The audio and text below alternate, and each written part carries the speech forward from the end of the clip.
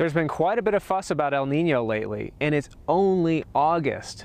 We're here to keep it real with you about what we know and what we don't know with respect to how the strong El Nino is going to affect our weather.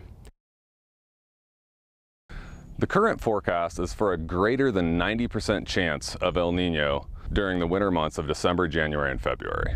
The average prediction from our climate models is for a peak around 2 degrees Celsius above average. The forecast puts this year's El Nino in the top 3 strongest El Ninos we've ever measured. I know what you're thinking. We were supposed to have this big El Nino last year. The big difference this year is that we're actually already in El Nino, and it's likely to continue to strengthen into the winter. Since this year is looking to be a strong El Nino year, we wanted to reach out to a local expert and get their take on how this could affect our winter weather. We're kind of unlucky. Here, El Ninos can be wet, El Ninos can be dry, or El Ninos can be about normal.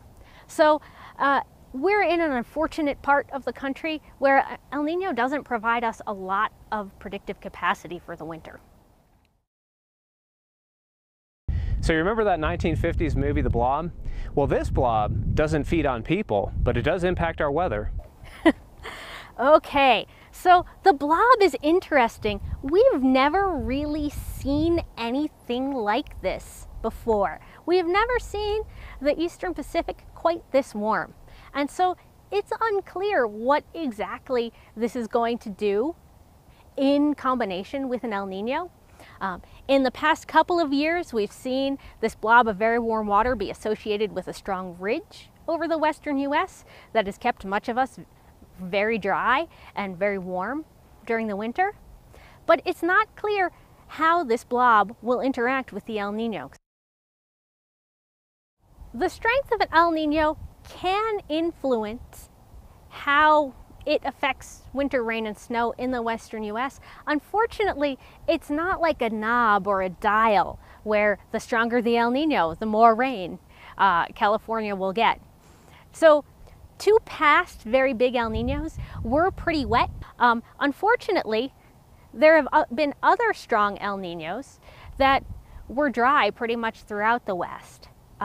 So again, this is a case where the conditions surrounding an individual El Nino really influence how it will impact our precipitation here in the West. Particularly wet, snowy winter would be very good news.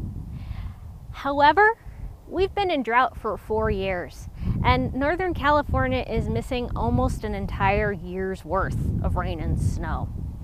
So a wet winter could put a dent in the drought, but it would probably not bring all of our reservoirs back to full and bring us completely out of drought.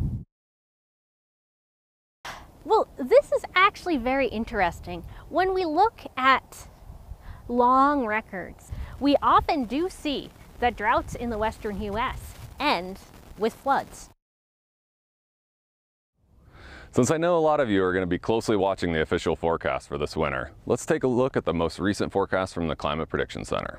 The current forecast for December, January, February slightly favors above average chances of precipitation for parts of the central and southern Sierra.